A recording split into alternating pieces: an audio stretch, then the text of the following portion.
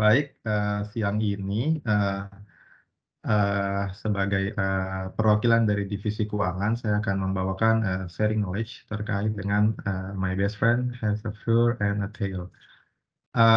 Biar, Jumat siangnya makin berasa Jumat siang gitu, jadi, divisi keuangan kali ini membawakan sharing knowledge yang agak, berbeda. Next ya. Baik, sebenarnya, apa sih, happy pet itu ya? Jadi, di sini, dijelaskan bahwa ada 5 freedoms atau animal welfare yang harus, dipenuhi, yaitu, bebas dari rasa haus, dan lapar, bebas dari rasa tidak nyaman, bebas dari rasa sakit dan penyakit, bebas dari mengekspresikan kebiasaan alamiahnya, lalu yang terakhir bebas dari rasa takut dan tertekan. Nah, ketika 5 indikator ini terpenuhi, maka menghasilkan human animal bond. Artinya tidak hanya manusianya saja yang merasa, nyaman begitu memiliki hewan peliharaan, namun, hewan peliharaannya sendiri juga, eee, nyaman gitu ya, saat dipelihara oleh, manusianya.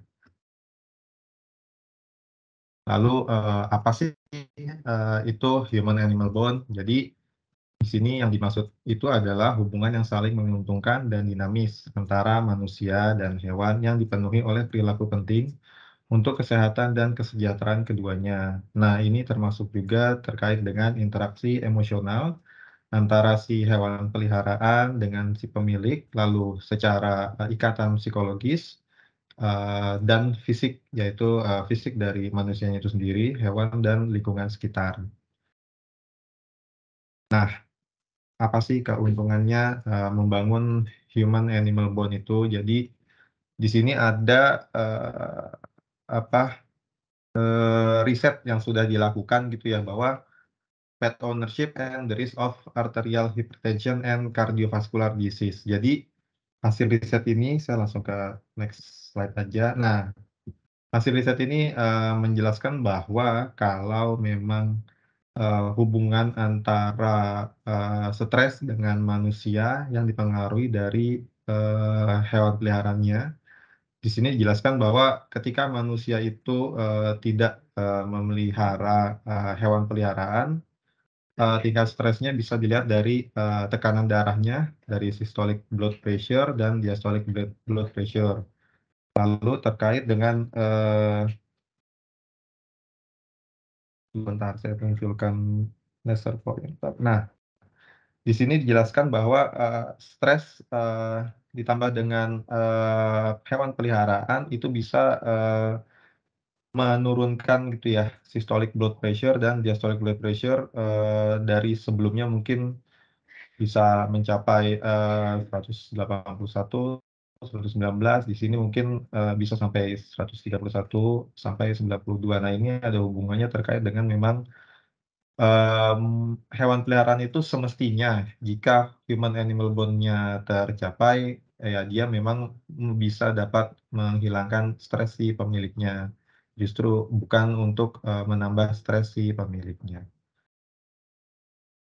Nah, ini selanjutnya gambaran pengaruh, human animal bond terhadap tingkat stres, manusia. Contoh contoh nih, kenapa sih tadi bisa, ngaruh gitu ya, hewan peliharaan dengan, tekanan darah si pemiliknya. Contoh ini kalau kita memiliki anjing di, rumah gitu ya sebagai hewan peliharaan.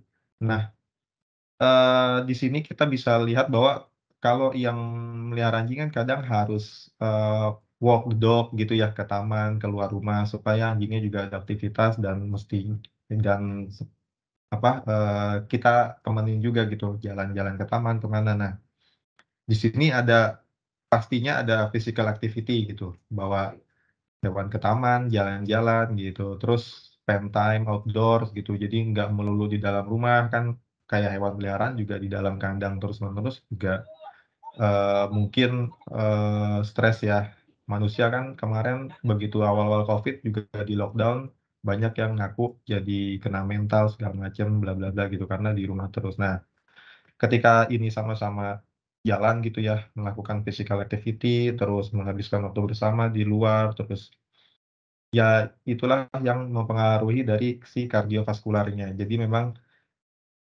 seperti kita ketahui ya aktivitas fisik di luar rumah juga itu, mungkin bisa dikategorikan sebagai olahraga jika, mencapai titik tertentu gitu. Nah ini juga membantu kesehatan dari, kardiovaskular kita. Makanya tadi di awal dijelaskan ada hubungannya ke tekanan darah, manusia, yang mana nantinya, pada akhirnya dari hubungan dengan hewan peliharaan tadi, yang dibawa jalan-jalan outdoor segala macam itu nanti akan juga menghasilkan social interaction. Nah, interaksi sosial ini juga akan, menciptakan, penurunan tingkat depresi, ketakutan, anxiety, atau parno ya kalau biasanya anak-anak gaul Jakarta bilang, terus, loneliness gitu kan, kesepian gitu, lalu, self esteem.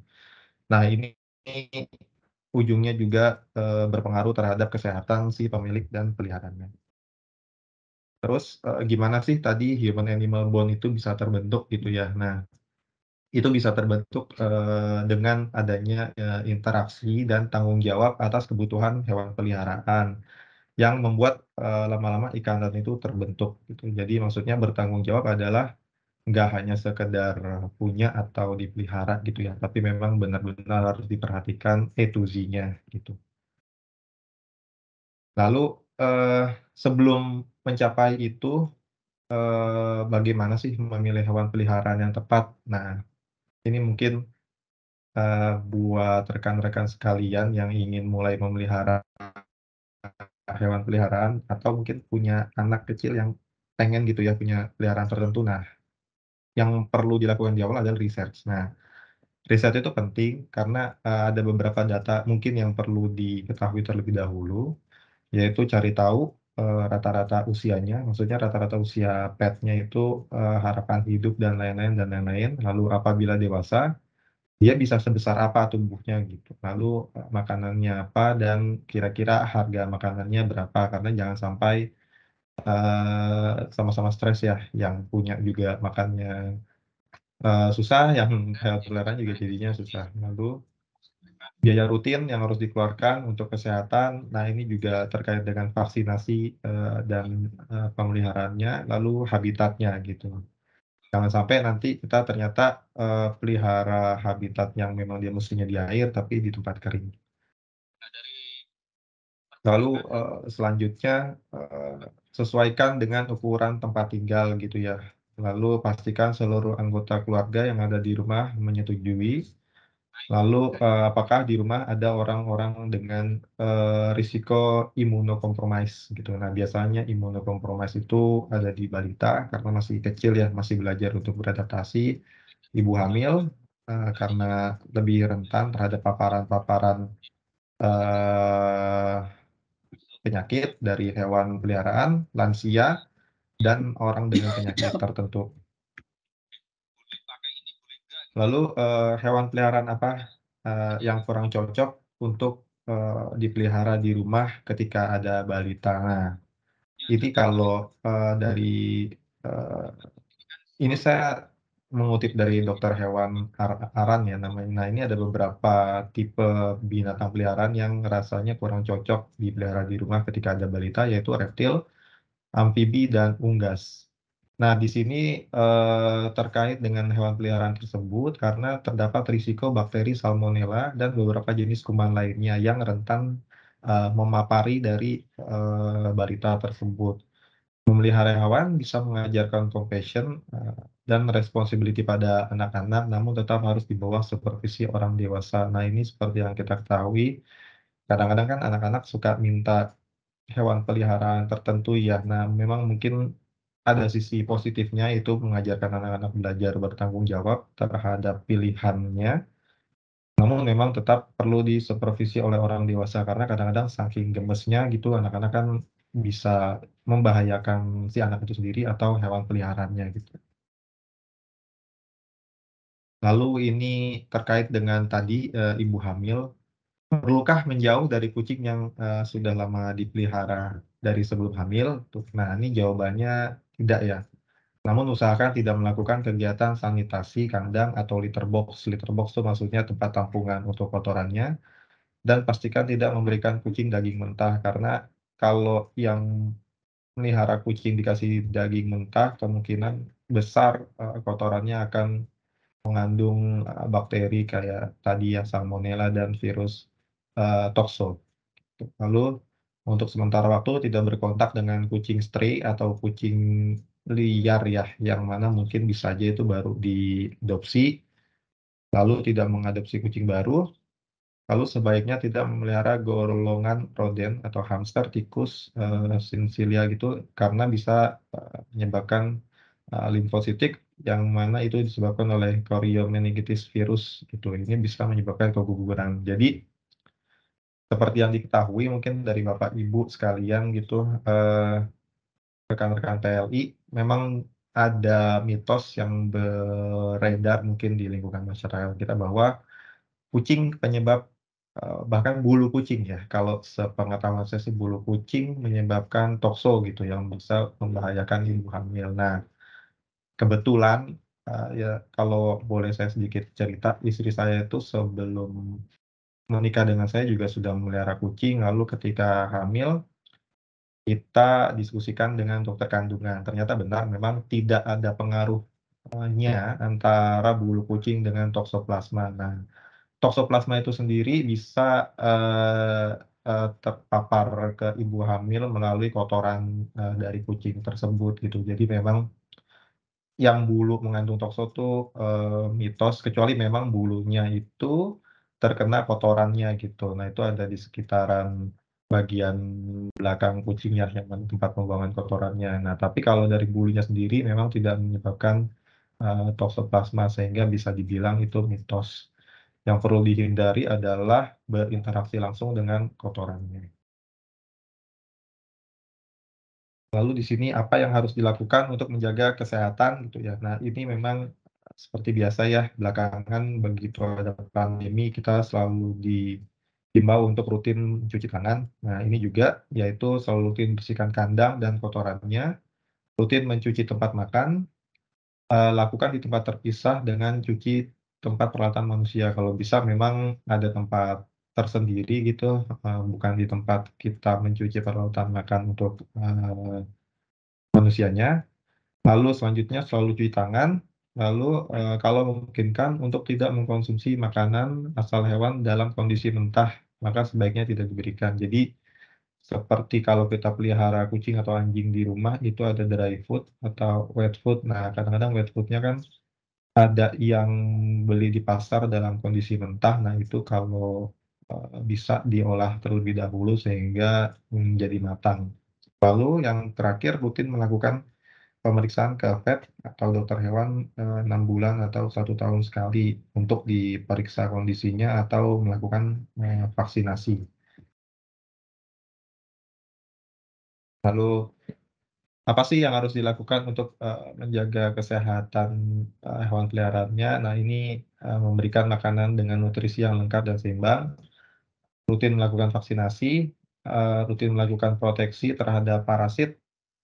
Ini juga penting karena selain vaksinasi, biasanya binatang-binatang peliharaan yang berbulu seperti anjing atau kucing diberi obat-obatan anti kutu gitu ya, atau anti cacing, lalu sterilisasi, rutin melakukan aktivitas bersama-sama gitu, aktivitas fisik, terutama ya.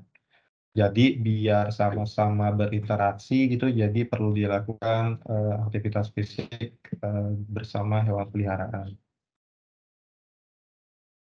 Nah, ini materi selanjutnya terkait dengan rescue. Jadi yang dimaksud dengan rescue tadi adalah ketika kita menemukan, hewan yang terlihat sakit di jalan, biasanya kan banyak kita jumpai ya, di pinggir-pinggir jalan seperti ada anjing liar atau kucing liar, apa yang harus dilakukan gitu ya. Yaitu yang pertama tenang, jangan panik, kalau kan kadang ada yang pencinta-pencinta, anabul itu ya istilahnya, jadi panik gitu kalau melihat ada ketemu hewan sakit. Jangan panik, karena kalau panik dia akan merasa tertekan gitu ya, jadi kaget. Nah, lalu jangan disentuh langsung, kalau bisa kita cari, alas lapisan sehingga tidak berkontak langsung dengan binatang sakit tersebut. Lalu persempit ruang gerak, karena mungkin saja kalau hewan tersebut sedang sakit dan banyak bergerak bisa justru, memperparah sakitnya. Lalu kalau ingin, membawa, binatang sakit tersebut ke dokter, gunakan alat pelindung, saat ingin mengangkat hewan tersebut, gitu ya. Nah, ini selanjutnya, itu jangan memberikan makan ataupun minum, sebelum hewan tersebut dibawa ke dokter. Biasanya kalau sakit dibawa makan minum justru bisa membahayakan gitu ya, contohnya tersedak atau mungkin, tidak cocok makanan tersebut kepada hewan yang sedang sakit tersebut. Lalu jangan memberikan obat-obatan tanpa adanya instruksi dari dokter hewan. Nah, ini kadang-kadang ada beberapa, ya maksudnya baik gitu ya, tapi memang yang diberikan adalah obat-obat yang biasa dipakai oleh, manusia, yang mana itu tidak cocok untuk, hewan tersebut.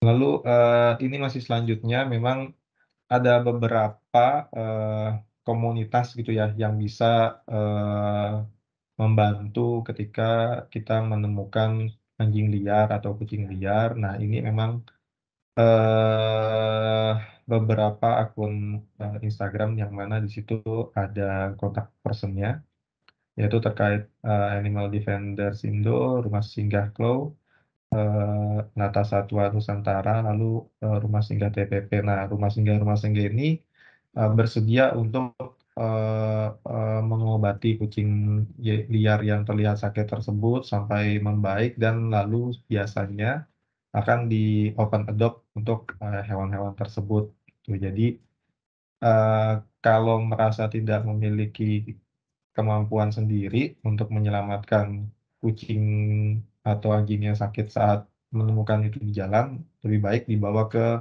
komunitas-komunitas ini. Nah, ini, apakah kita mau jadi rescuer, atas, hewan-hewan liar tersebut. Nah, ini juga perlu diperhatikan, animal rescuer tidak sama dengan animal hoarder ya. Memang di sini ada beberapa poin, yaitu pastikan kita memiliki tempat untuk menampung, hewan rescue kita. Sebaiknya rescuer sudah divaksin, rabies, lalu, berlatih cara menstrain hewan dengan rescuer yang lebih berpengalaman. Lalu gunakan APD, lalu, obati, steril, lepaskan. Jadi maksudnya ketika menemukan, hewan-hewan tersebut ya diobati, lalu kalau memungkinkan disteril baru lepaskan lagi atau cari, yang mau mengadopsinya gitu loh.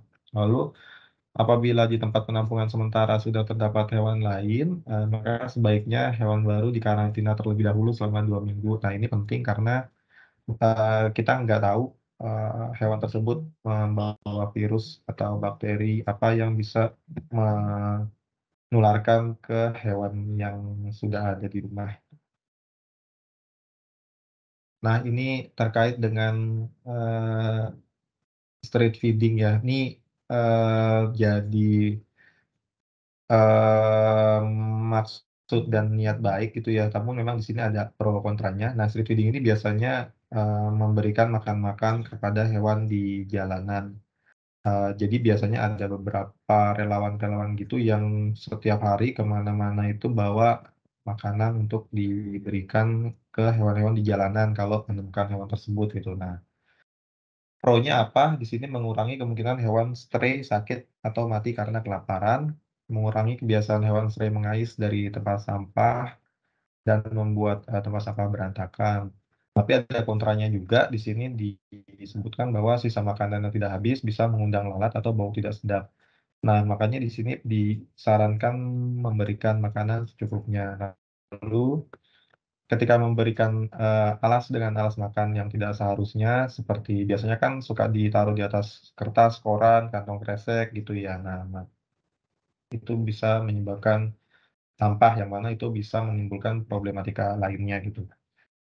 Nah, memberikan makanan dengan rutin akan meningkatkan kesuburan mereka, maka pastikan kita juga melakukan, sterilisasi gitu. Kenapa sih perlu dilakukan sterilisasi gitu ya, khususnya untuk, hewan-hewan yang biasa disteril seperti anjing atau kucing terlantar. Nah, sebelumnya, ini kita bahas dulu, siklus estrus gitu ya. Eee, ini terkait dengan kucing. Nah, estrus pertama bisa terjadi mulai usia 4 sampai 12 bulan dengan rata-rata usia di 6 bulan. Siklus estrus bisa terjadi, 2 sampai 4 kali dalam setahun selama 15 sampai 22 hari. Kalau tidak terjadi pembuahan, maka akan berulang interval 15 sampai, 28 hari. Nah, untuk anjing, siklus pertamanya bisa terjadi mulai usia 5 sampai 24 bulan, rata-rata 6 bulan. Dalam setahun 1 sampai 3 kali siklus terjadi 10 sampai 14 hari. Mungkin kalau ada yang bingung, itu ya siklus estrus ini, biasa orang-orang menyebutnya itu, apa ya, musim kawin gitu ya. Nah, ini tuh, yang perlu kita ketahui ya, biasanya kan jadi suka berantem terus, suka galak, suka rese gitu ya. Kalau yang punya peliharaan di rumah mungkin sudah paham gitu ya terkait siklus ini. Nah, apa itu, sterilisasi? Nah, ini sterilisasi yaitu tindakan pengangkatan atau operasi organ reproduksi jantan. Kalau jantan itu, yang dioperasi testisnya atau kastrasi, atau betina, ovariumnya atau ovariektomi. Nah, atau ovarium dan uterus. Ini seperti manusia tuh ada vasektomi gitu ya, yang mencegah, untuk terjadinya kebuntingan, gitu. Nah, ini mengapa sebaiknya disteril gitu ya. Yang pertama, yaitu untuk mencegah ledakan, populasi. Nah, mencegah, kucing atau anjing menjadi hama dan mengurangi tindak kekerasan pada hewan. Seperti yang kita ketahui ya memang mungkin ada sebagian dari kita mungkin yang tidak suka, berinteraksi dengan hewan-hewan tersebut gitu ya, sehingga, dalam tanda kutip menganggap hewan-hewan tersebut jadi hama. Nah, kalau ketemu biasanya dikasarin tuh, ditendang, dipukul gitu ya, disambit gitu. Lalu, yang kedua mencegah beberapa penyakit. Nah, ini ada tumor, lalu, ya kista segala macam itu bisa terjadi di hewan jantan ataupun betina. Yang tiga mengurangi atau menghilangkan kebiasaan urin marking. Nah, ini urin marking tuh biasanya kalau yang punya hewan peliharaan kucing atau anjing itu kan suka nandain ya, itu bahasanya, nandain tempat. Nah, itu urin marking. Lalu mengurangi agresivitas, jadi biasanya memang yang sudah disteril jadi nggak seagresif biasanya gitu ya, tapi itu tetap aman untuk hewan peliharaannya. Lalu yang kelima, menghindari komplikasi dari, melahirkan. Nah, biasanya kan, eee, ketika proses melahirkan tersebut juga dapat, menyebabkan beberapa, komplikasi gitu ya, seperti, distokia maupun, abortus. Lalu yang keenam, mengurangi stres, mencegah atau, mengurung kucing atau anjing saat musim kawin akan menyebabkan stres tadi seperti yang dijelaskan sebelumnya, ada musim-musim kawin. Biasanya beberapa milik hewan peliharaan tersebut, caranya yaitu dengan dikandangin gitu ya. Nah, itu juga bisa menyebabkan stres. Lalu mencegah pengeluaran berlebihan. Nah, ini, sama seperti konsep keluarga berencana atau KB.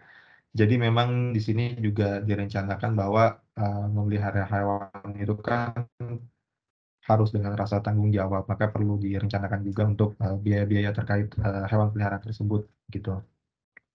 Lalu yang kedelapan, mengurangi penyebaran penyakit zoonosis. Nah, ini, virus, yang ada di hewan-hewan seperti rabies, toksoplasma, dan lain-lain.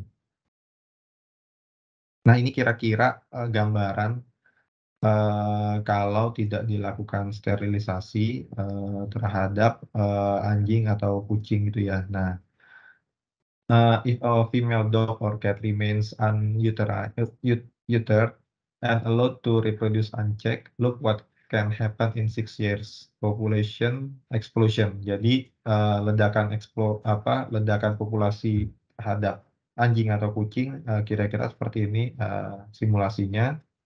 Di tahun pertama untuk anjing mungkin, bisa menghasilkan 16 anjing gitu ya, dari hanya pertama, perkawinan anjing, lalu kalau di kucing 12, lalu di tahun kedua sama-sama meningkat pesat gitu ya, kalau anjing bisa jadi 128, kucing jadi 376, dan seterusnya. Nah, inilah yang memungkinkan, binatang-binatang ini menjadi hama karena nantinya mungkin bisa menjadi, mengganggu aktivitas, manusia sehari-hari. Lalu, kapan waktu yang tepat untuk, melakukan steril? Untuk betina paling cepat bisa dilakukan pada usia 5 sampai 6 bulan. Pada beberapa kasus, bisa dilakukan di usia 4 bulan dengan catatan berat badan dan kondisi baik, artinya hewan tersebut dalam keadaan yang fit, tidak dalam keadaan sedang sakit. Lalu untuk jantan 6 bulan, lalu selanjutnya hewan wajib dalam kondisi sehat direkomendasikan sudah vaksin sebelum steril. Jadi kalau bisa vaksin dasar dulu sudah dilakukan gitu ya sebelum dilakukan sterilisasi. Lalu untuk hewan di atas 5 tahun sebaiknya dilakukan pemeriksaan darah sebelum dilakukan operasi steril. Nah ini terkait dengan, kesehatan dan kesiapan dari hewan tersebut. Karena kalau usia, hewan peliharaan seperti anjing dan kucing itu walau baru 5 tahun, itu perbandingannya seperti, manusia di usia 40 tahun lebih gitu.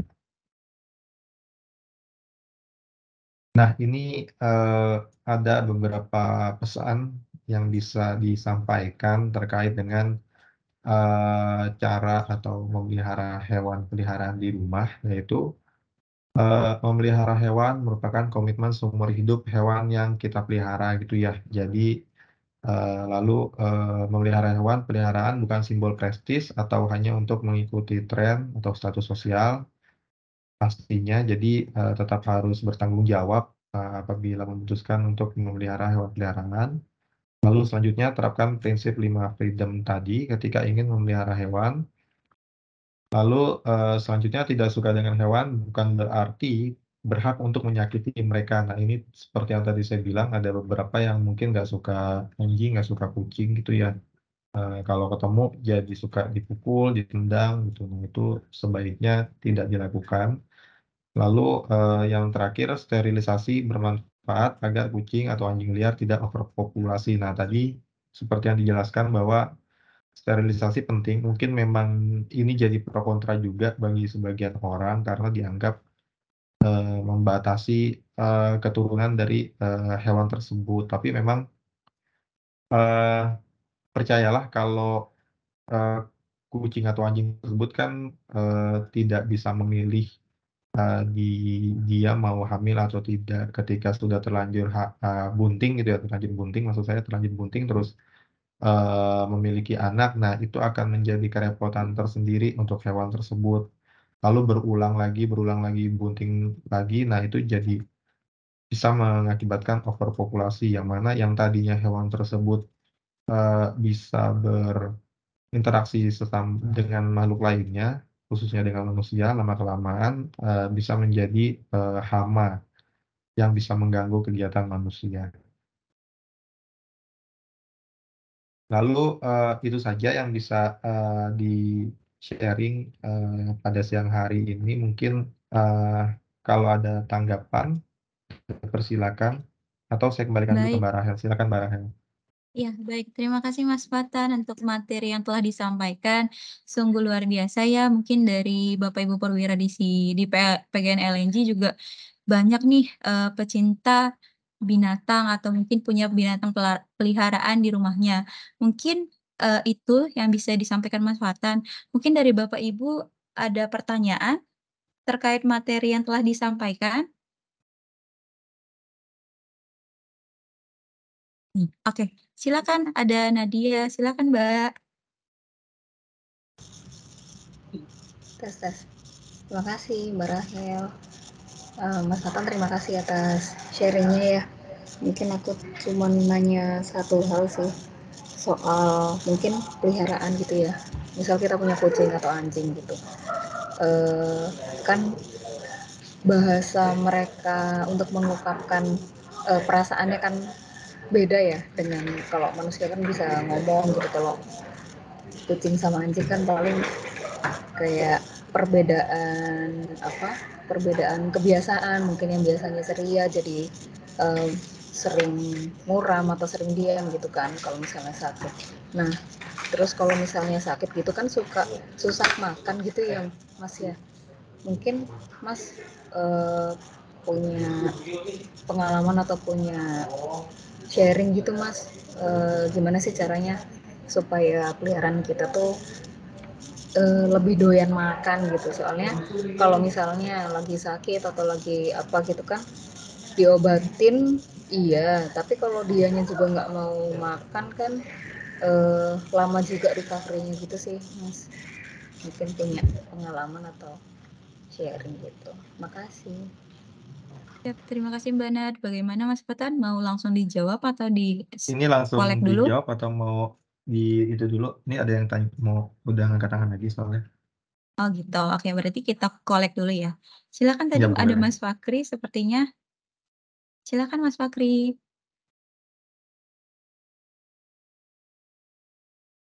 Mohon maaf Pak Rahel, kepencet. Oh gitu ya Mas. Oh Tapi gitu, kalau mau kirain nanya Pak nggak Fakri. apa-apa sih Mas. Iya, punya hewan peliharaan apa Mas Fakri?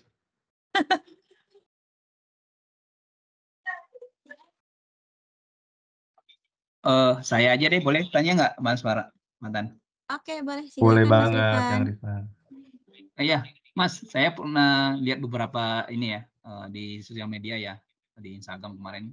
Benar nggak sih Mas, kalau misalnya ada kucing ya mendekati kita, itu berarti kucing itu membantu kita menghilangkan apa namanya hawa negatif ya Pak ya, Mas ya, sehingga itu bisa menetralisasi kembali apa ya istilah, bukan apa ya, ion negatif atau apa gitu Mas, sehingga kucing itu sengaja mendekati kita untuk menetralisasi kembali. Apakah itu benar gitu Mas? Thank you Mas Batan.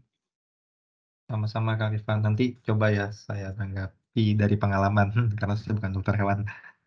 Mau selanjutnya Siap. tadi ada Pak Fajar Terima kayaknya. kasih Mas Rifan. Ya, mungkin ada lagi Bapak Ibu yang ingin bertanya. Tadi sepertinya Kapten Fajar raise hand. Iya, Ya, silakan Pak. makasih Kak Rahel, Mas Patan. Mungkin saya coba berbagi apa pengalaman ya, terutama dalam melakukan adopsi, sebelum melakukan adopsi terhadap hewan peliharaan. Nomor satu mungkin yang perlu diperhatikan itu adalah tempat tinggalnya ya, atau istilahnya kita jangan buru-buru untuk membawa si hewan peliharaan tersebut untuk ke rumah kita. Akan tetapi pastikan dulu bahwa kandang ataupun lingkungan dia nanti itu memang benar-benar sudah sesuai dengan kondisi dia. Istilahnya apa ya, sebelum check-in lah, pastikan dulu tempat dia memang betul-betul nyaman dan memang sesuai dengan karakternya. Mungkin itu Mas Patan, Kak Rahil dan Bapak Ibu atau kakak-kakak semua yang bisa saya sampaikan. Terima kasih. Terima kasih Terima kasih Kapten kembali Kak Fajar Fajar. informasinya. Terima kasih sharingnya. Ya, Ya. mungkin Mas Patan mau dijawab aja langsung Boleh ya? Mas Patan. Ya boleh Ya, boleh. Jadi silakan. tadi terkait pertanyaan Mbak Nadia ya, kan kadang mereka tuh suka ngasih tanda kurang sehat gitu ya, sakit atau gimana, lalu berpengaruh terhadap nafsu makan. Nah, itu bagaimana caranya? Nah, kalau dari pengalaman saya ya, Mbak Nadia, biasanya contohnya saya pelihara kucing di rumah. Nah, itu memang ada yang Kalau, mungkin kalau Nadia sudah biasa itu kan ada makanan yang biasa atau yang anti herbal ya kalau tahu. Nah itu kalau dari yang dry food, lalu ada wet food-nya juga. Nah kalau biasanya itu kita, ngetes gitu ya, kalau dikasih makanan yang biasa udah kurang nafsu makan, diturunin, teksturnya. Jadi, mungkin dikasih, yang wet food gitu. Nah, biasanya mungkin kadang-kadang nggak mau makan itu juga ada masalah di giginya atau di pencernaannya gitu. Nah, ketika sudah diganti makanan, biasanya jadi nafsu makannya kembali sampai beberapa waktu ke depan bisa balik lagi ke makanan normalnya. Nah, kalau pengalaman pribadi selain ganti makanan yang cepat saji kayak gitu dari dry food ke wet food, itu masak sendiri, Nadia. Jadi bener-bener beli, misalkan ayam gitu ya atau apa, itu benar-benar diolah sendiri, sehingga menjadi, tekstur yang pas buat si kucing kita gitu. Jadi memang itu, eee, bisa, apa ya, maksudnya dari kebiasaan biasanya kita masing-masing kita yang biasa melihara tuh punya feeling-nya lah gitu, khususnya biasanya perempuan. Jadi tahu nih kalau waktunya nih kayaknya lagi kurang sehat, terus dikasih makan yang ini nggak mau, itu nggak mau, terus dikasih, yang lain biasanya suka mau tuh gitu. Nah itu tuh biasanya feeling-feeling seperti itu dimilikilah sama si pemelihara hewan. Jadi mungkin ikutin aja feeling-nya, tapi memang mungkin mesti repot gitu, repotnya adalah ya itu dari dry food ganti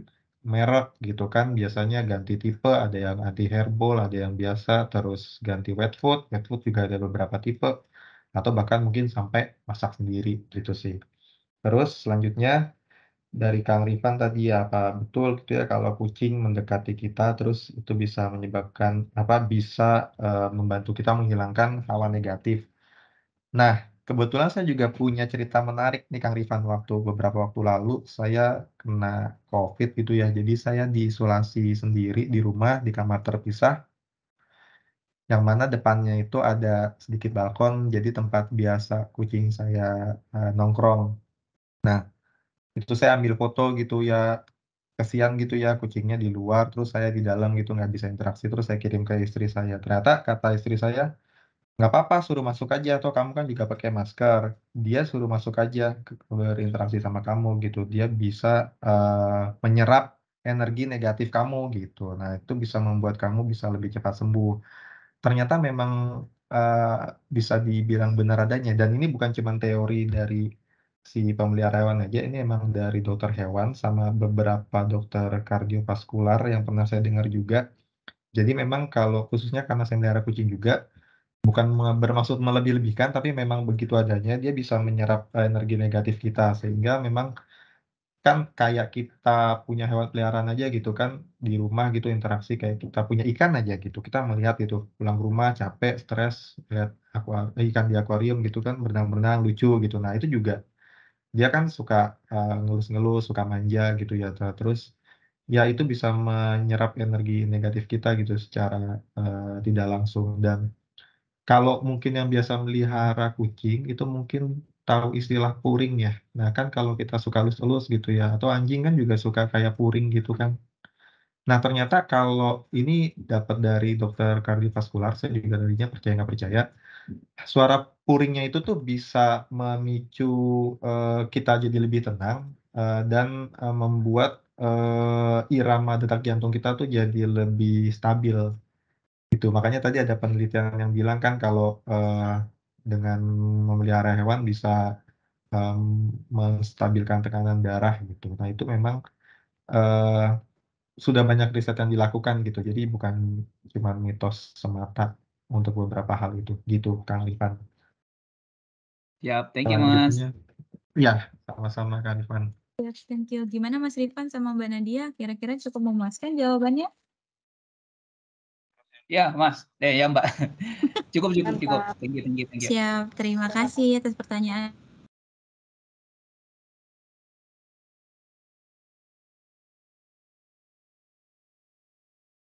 Oke, sorry, tadi, sedikit ke-mute, mungkin ada pertanyaan lagi nih dari Unirika, Mas Fatan. Ke Unirika, saya persilahkan. Halo, kedengeran nggak suara saya? Kedengeran Uni. Kedengaran, Uni. Kedengeran ya, oke.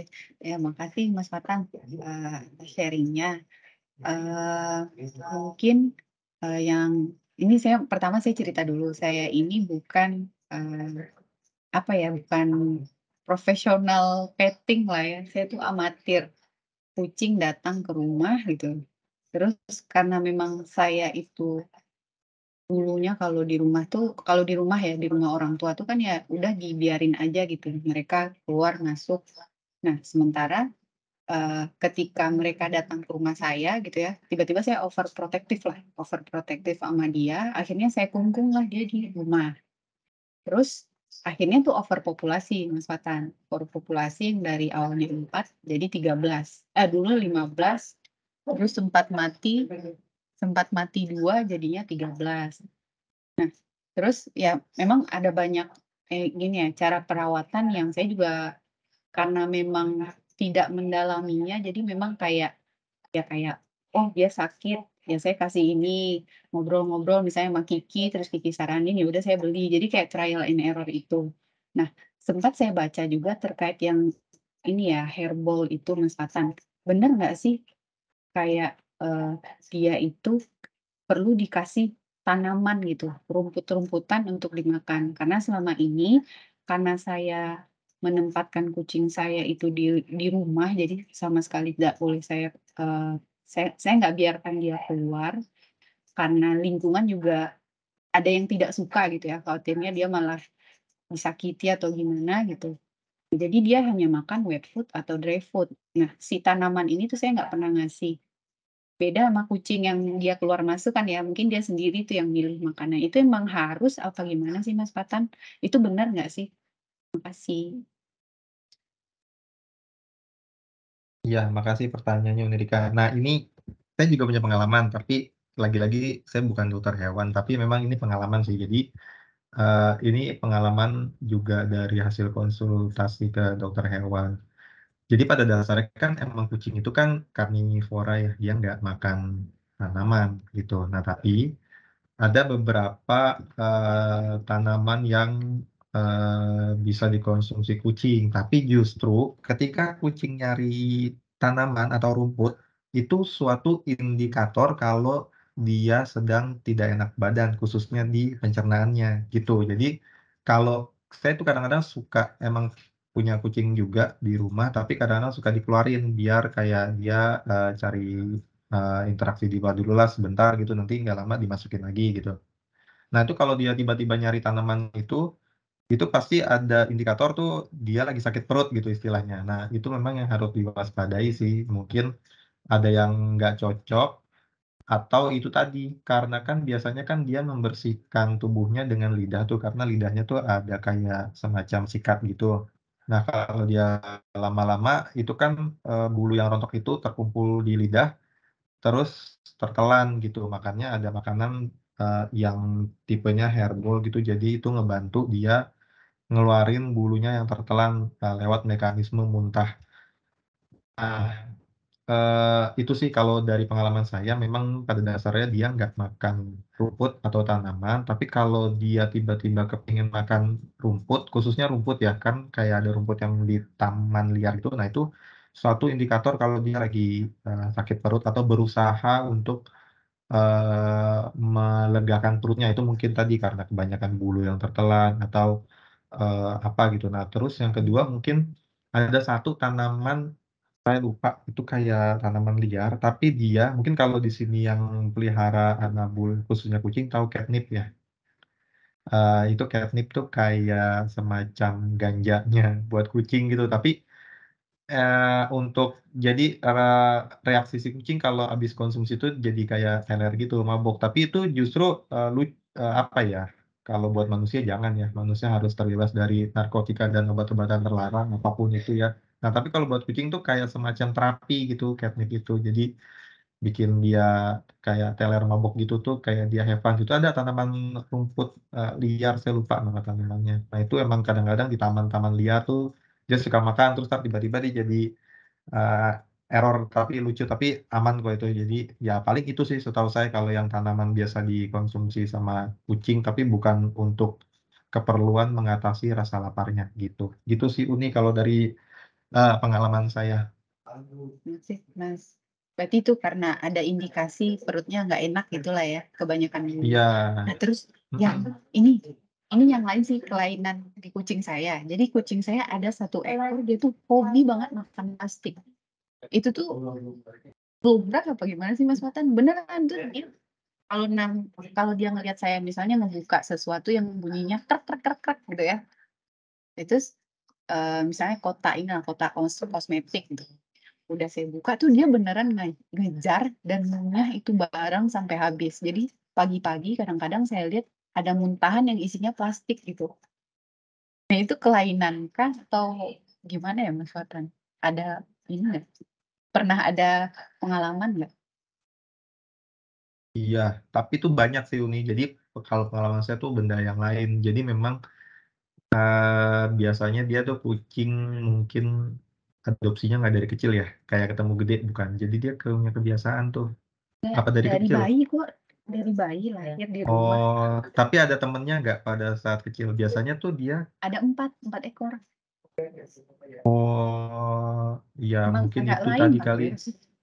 ya. Karena dia ngerasa makan itu terus nyaman kan, kadang-kadang dia suka sama bunyinya tuh, kresek-kresek gitu. Nah, mungkin Iya benar. itu jadi suatu kebiasaan gitu, yang mana sebenarnya kebiasaan tersebut tidak sehat untuk dia gitu sih. Ya itu makanya jadinya jadi kayak perilaku menyimpang. Iya emang agak menyimpang emang ya. Iya, Oke, tapi oke. kalau bisa dilatih sih Uni. Kasihan nanti Oke kalau deh, dia makasih tiba-tiba nggak bisa Mas keluar. Watan. Sama-sama.